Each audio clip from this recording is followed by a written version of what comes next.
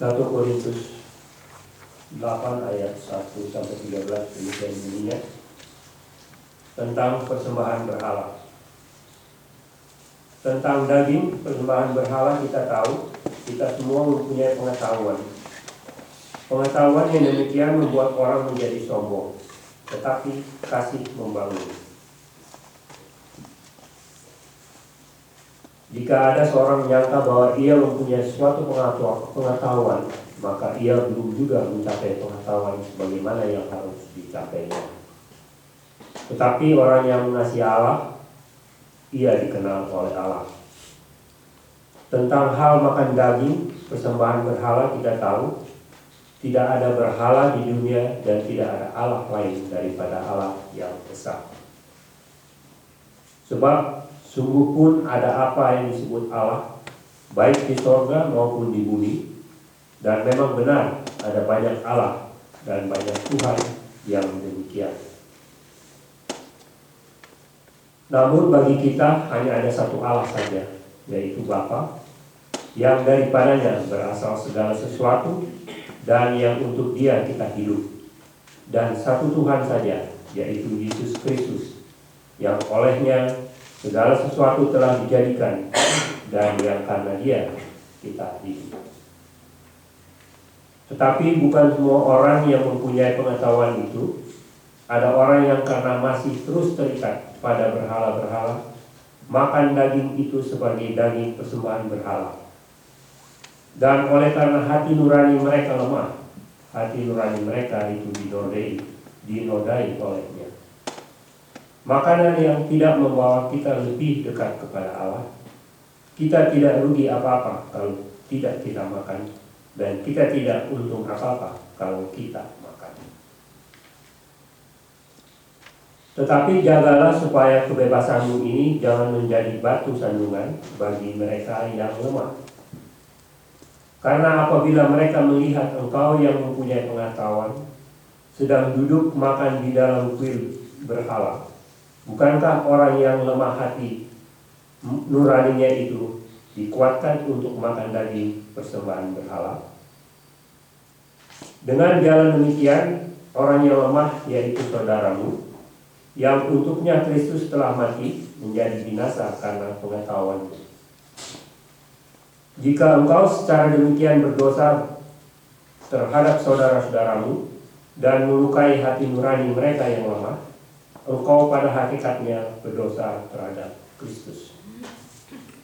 Karena itu apabila makanan yang menjadi batu sandungan bagi saudaraku, aku untuk selama-lamanya tidak akan mau makan daging lagi, supaya aku jangan menjadi batu sandungan bagi saudaraku.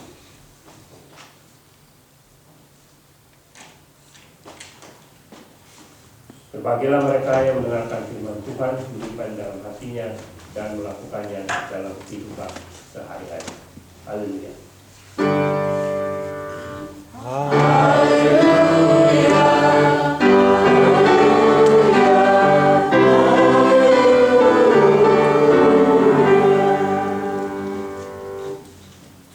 Shalom. Salam Immanuel bagi kita semua. Saudara, waktu baca teks ini kira-kira gimana ini perasaan kita ini? Khususnya bagian yang terakhir kira-kira gimana ini ya? Karena itu apabila makanan menjadi satu sandungan bagi saudaraku, aku untuk selama-lamanya tidak akan mau makan daging lagi, supaya aku jangan menjadi batu sandungan bagi saudara. Saya susah ini apa namanya. Saudara, firman hari ini memang sangat praktis ya, sangat praktikal. Saya sebenarnya bawa satu buku, saya lupa, kelihatannya di belakang. Ada satu buku, saya sudah lama belinya, satu buku sejarah tentang persoalan makan daging, gitu ya. Jadi ini rupanya persoalan makan daging, vegetarians ini dan bukan pertempuran ya, perseteruan antara orang yang makan daging dan tidak makan daging ini rupanya sudah menjadi perseteruan yang cukup lama. Bahkan saudara, makasih Bu Pendeta. Jadi satu buku yang saya senang sekali baca buku ini, The Brothers Revolution, Culture History of Vegetarianism from dari tahun 1600 sampai dengan modern times. Jadi saudara bisa bayangkan buku ini mengkaji mengenai bagaimana persoalan orang makan daging aja bisa sampai menghasilkan sebuah pertempuran di revolusi Prancis. Bagaimana Hitler mengambil satu keputusan untuk melakukan perang terhadap negara-negara Eropa lalu, itu sebenarnya di balik itu ada persoalan makanan, sebenarnya persoalan daging. Dan waktu baca buku ini saya baru mengerti ternyata persoalan memakan ini, daging bukan daging ini rupanya bukan hanya persoalan simple, tapi persoalan yang sangat rumit, bahkan sudah dituliskan sebagai sebuah situasi yang bisa menghasilkan perang. Saudara, ini kan kita jadi kaget. Saya waktu baca ini ternyata luar biasa ya, persoalan itu nggak sesederhana yang kita bayangkan, makan daging atau tidak dan sebagainya.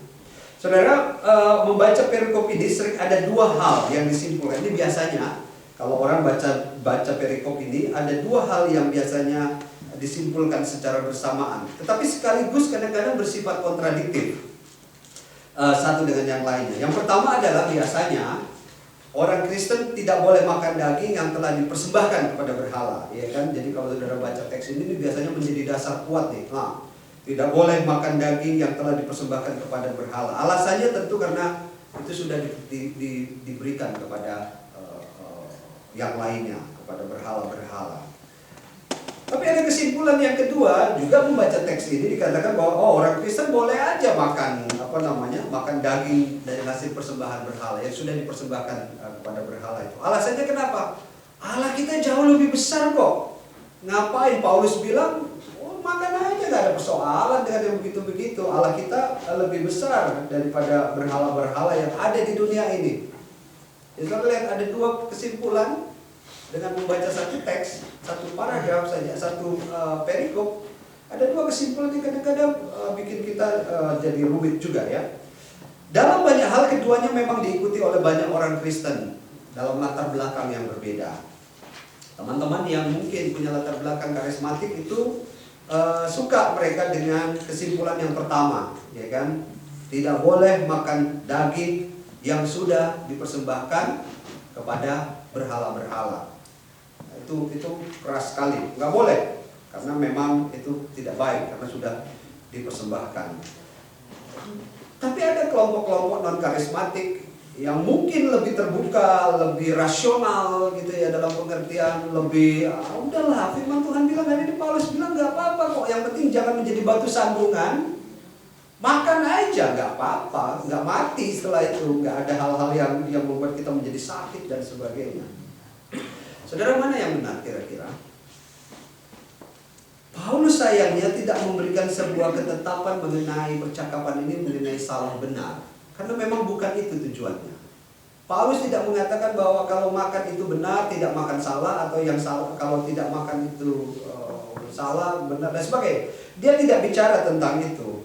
Ini bukan karena Paulus tidak punya ketegasan terhadap pengajarannya, tetapi Paulus tahu betul konteks di mana masyarakat Korintus itu ada. Dia tahu betul dan menguasai situasi masyarakat yang ada di kota Korintus itu. Kalau kita berada dalam konteks yang sama, tentu kita akan juga bisa memahami perjalanan Paulus atau pemahaman atau pengajaran Paulus ini. Nah, Bapak Ibu dan Saudara yang dikasih dalam Tuhan, tetapi rupanya kalau kita mau melihat dalam merenungkannya, merefleksikannya dalam konteks kita saat ini, khususnya di Amerika, nampaknya isu utama di Amerika ini adalah bukan pada apakah ini boleh atau tidak, gitu ya. Kita di sini kelihatannya enggak dihadapkan pada masalah yang demikian. Kita lebih pada masalah apa dampak dari memakan daging yang kebanyakan, ya kan? Nah, kalau teks ini dibaca di Bali, ini jadi seru nih. Kalau saudara baca teks ini di Sumba, di Indonesia misalnya, di Toraja, dan di beberapa daerah lainnya di Indonesia, ini di agama-agama suku yang masih kuat di Indonesia, ini teks ini menjadi luar biasa pergumulannya. Kami di gereja Bali itu punya satu ketetapan tentang ini. Karena apa? Karena menghadapi kan hal-hal yang demikian. Boleh nggak saudara saya, saudaranya Bu Lisa dari Hindu, ketika mereka mempersembahkan pada upacara, mereka mempersembahkan daging-daging itu, setelah itu kita akan makan sama-sama. Tapi bagaimana? Cukup dekat kekerabatan yang bilang, oh nggak boleh, saya nggak suka. Ini sudah wah itu pasti akan menimbulkan konflik-konflik sosial. Sama di Sumba juga begitu. Di Sumba dengan agama-agama Merapu yang ada dan sebagainya itu kekerabatan antara kekristenan dan agama-agama persaudaraan dengan keluarga-keluarga itu sangat-sangat. Nah, tapi kita di sini mungkin problemnya adalah bukan persoalan boleh atau tidak makan daging itu ya. Saya kembali lagi bahwa agama-agama suku masih menjadikan persembahan-persembahan kepada dewa-dewa yang mereka percaya. Ini pasti tadi menjadi persoalan mengenai bagaimana kita, apakah kita harus memakannya atau tidak. Karena dalam ritual-ritual agama-agama suku mereka memberikan persembahan-persembahan yang berupa daging-daging atau kepada yang daging binatang kepada dewa-dewa yang mereka percayai. Saya katakan tadi ini menjadi persoalan ketika selesai dan kemudian akan makan bersama. Di beberapa gereja seperti di gereja Bali, gereja Sumba dan sebagainya itu sudah ada ketetapan-ketetapan tentang itu. Yang saya kira salah satunya adalah berasal dari teks ini. Mereka menggumuli teks ini, kira-kira keputusannya seperti apa. Nah, kembali tadi seperti saya katakan, kita di Amerika seperti apa? Problem kita adalah bukan hanya pada persoalan, kebanyakan kita bukan pada persoalan ini boleh dimakan ini karena sudah jadi persembahan berhala. Tapi persoalan kita adalah lebih banyak pada bagaimana dampak orang makan daging kebanyakan ini kan. Dalam pengamatan saya yang sederhana dengan mencoba melihat, mencek data-data yang ada ini menarik sebenarnya. Saudara, data tahun 2009 dari Current Worldwide Annual Meat Consumption per capita ini menarik melihat masyarakat Amerika mengkonsumsi daging itu sendiri. Saudara tahu berapa? Ternyata di Amerika itu menduduki tempat yang tertinggi dibanding negara-negara lainnya untuk mengkonsumsi daging. Sebenarnya ada satu negara, tapi ini masih jadi perdebatan, Luxembourg. Tapi kebanyakan orang menunjuk bahwa Amerika menjadi pengkonsumsi daging, pemakan daging terbanyak. Saudara tahu berapa dalam per kapita per tahun? 120 kg per kapita. Jadi kalau di pound itu sekitar 264,9 pound per orang. Dan yang kedua adalah dari Australia, yaitu 115 kg per tahun per kapita per orang.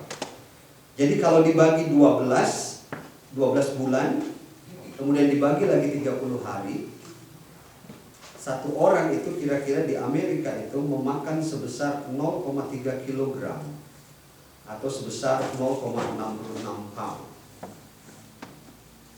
Kalau pertanyaannya apakah ini terlalu besar, ini kira-kira gimana? Besar nggak kira-kira? Cukup besar atau enggak ya? 0,3 kg per hari. It's okay. It's okay. Kira-kira ada, it's okay.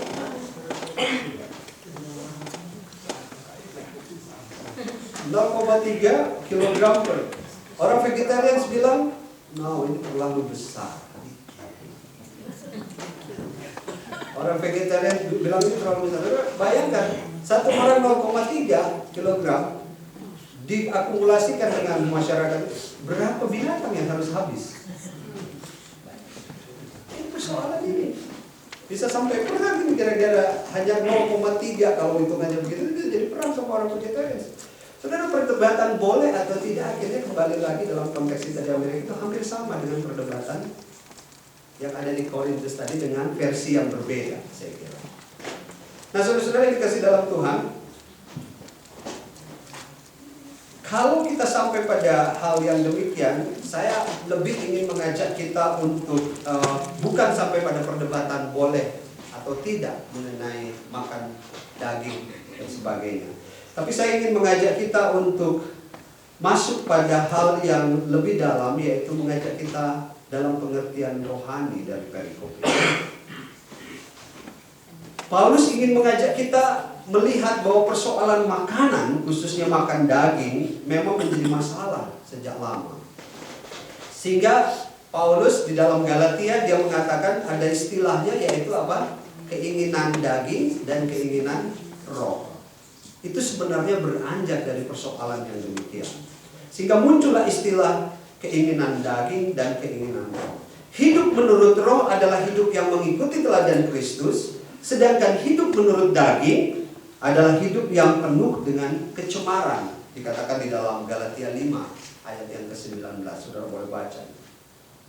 Tapi Pak Pendeta, kita kan masih ada di dunia. Mungkin saudara beralasan begitu. Kita masih ada di dunia. Kita tetap butuh hal-hal yang lahiriah, yaitu hal-hal kedagingan.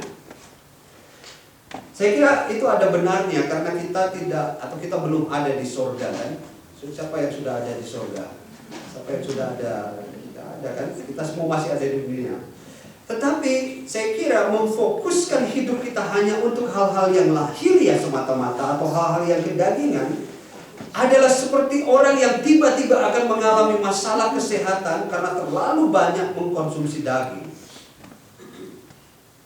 Darah tinggi naik, kolesterol meningkat, asam urat semakin tinggi. Saya kira nggak ada yang mengatakan bahwa kalau saya bilang saya bukan dokter, tapi saya coba saya cek benar nggak statement ini kalau kebanyakan makan daging itu jadi masalah nggak? Saya buka di referensi-referensi yang ada, referensi dokter, nggak ada yang mengatakan kalau makan daging kebanyakan itu akan sehat. Semua apa yang kebanyakan sebenarnya menjadi masalah. Dalam konteks ini adalah daging. Ya. Tidak dilarang makan daging, tetapi makan daging kebanyakan menjadi masalah. Jadi di sini bukan mau mengatakan bahwa tidak boleh makan daging, tidak. Tapi makan daging kebanyakan ternyata dari segi ilmu kesehatan memang jadi masalah.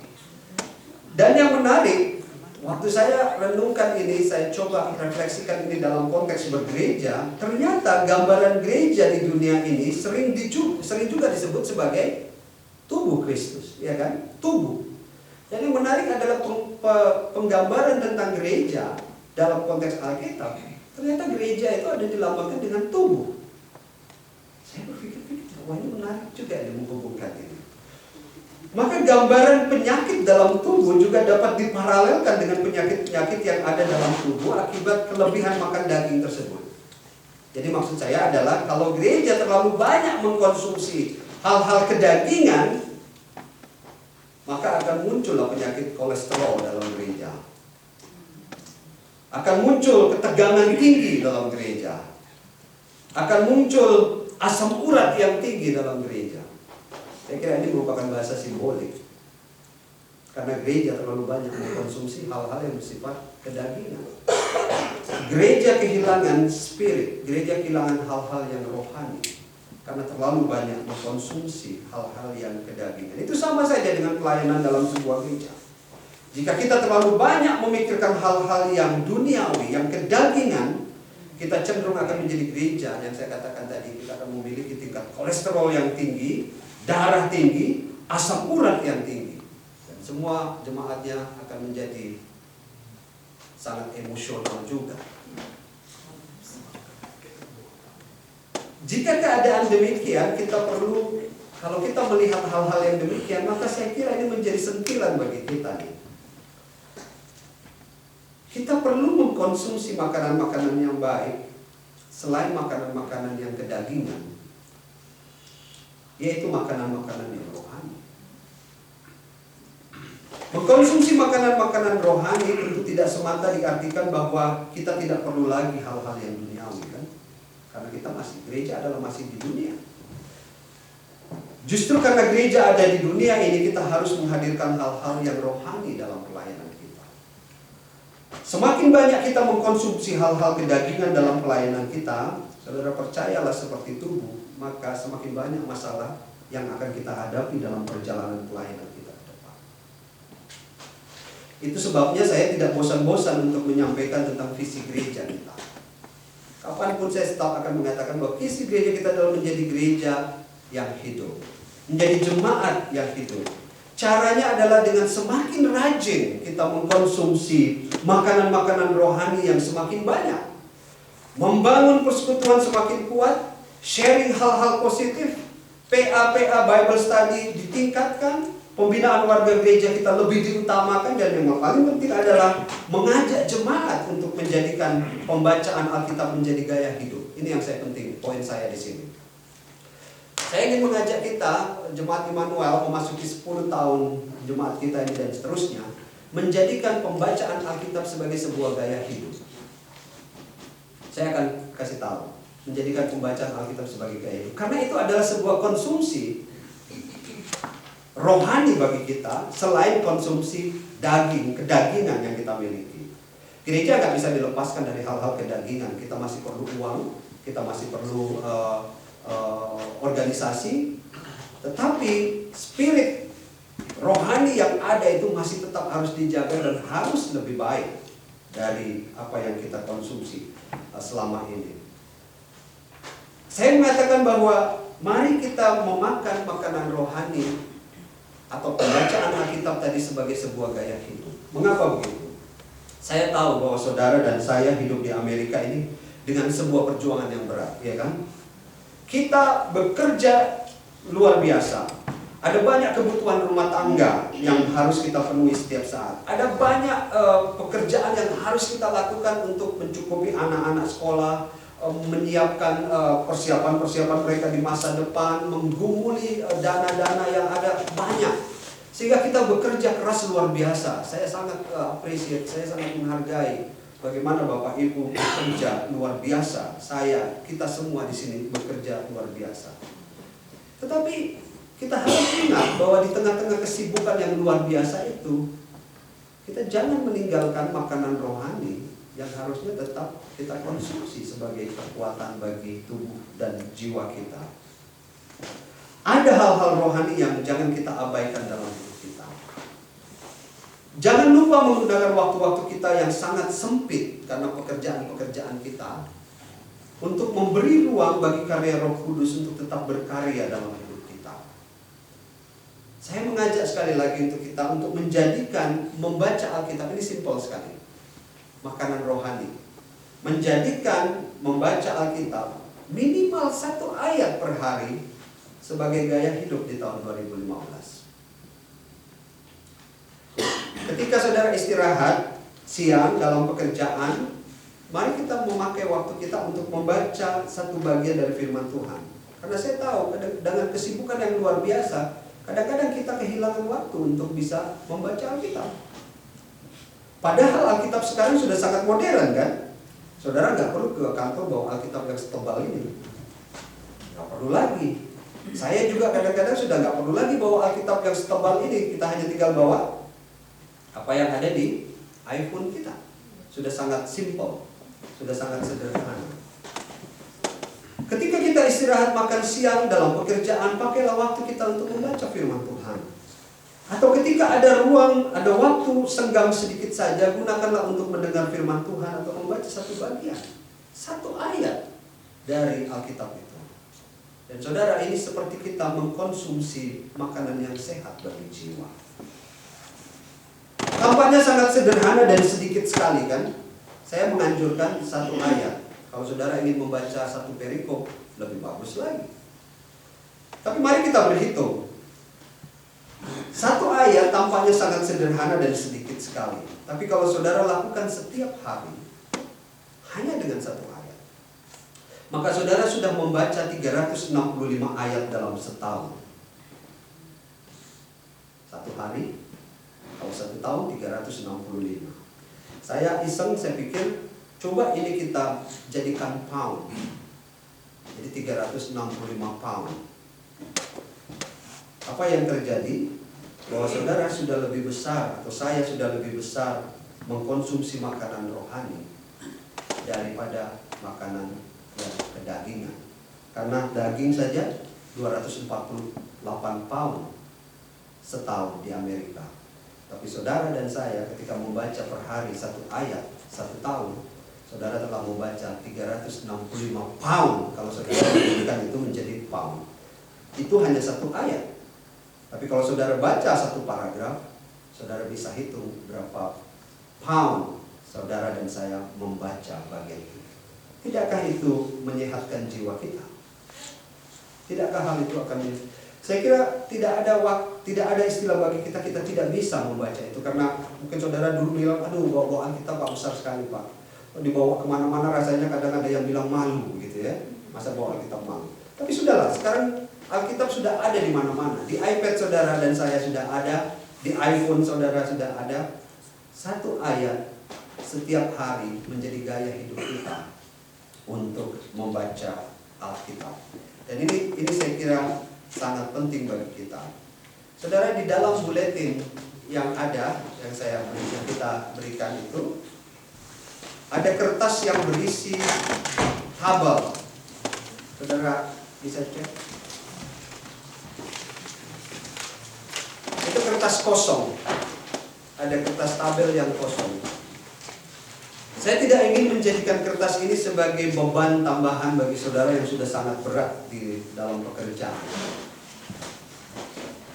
Tapi saya ingin mengajak kita menjadikan bagaimana membaca Alkitab hari ini, tahun 2015 ini, sebagai gaya hidup. Saya ingin ketika saudara atau saya berhenti sejenak di dalam pekerjaan kita, dan saudara membaca, dan saudara beristirahat dalam pekerjaan, saudara baca Alkitab satu teks saja, dan kemudian saudara tuliskan di situ apa ayat yang saudara baca. Dan dalam 31 hari, coba lihat teks-teks apa saja yang sudah saudara baca, dan apa yang telah memberi makna dalam pembacaan itu bagi hidup saudara selama 31 hari, selama 30 hari atau 31 hari, atau selama 1 bulan. Dan setelah itu, coba renungkan apa yang saudara telah terima dan rasakan melalui pembacaan ini. Kalau saudara merasa hal ini sangat bermanfaat, teruskanlah ini menjadi sebuah gaya hidup.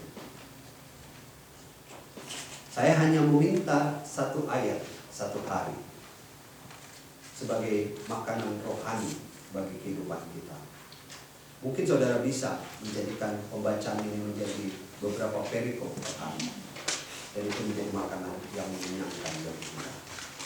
Ini bukan hanya persoalan makan daging atau tidak, tapi saya mengajak kita, mari selama 1 tahun, di tahun 2015 ini secara khusus, mari kita menjadikan membaca Alkitab sebagai sebuah gaya hidup. 1 ayat per hari, dan saudara tuliskan itu. Kalau saudara merasa bahwa itu menjadi sangat berarti, lanjutkanlah dalam kehidupan saudara dan saya setiap waktu. Tuhan Yesus memberkati kita. Mari kita menjadikan gaya hidup membaca Alkitab sebagai gaya hidup bagi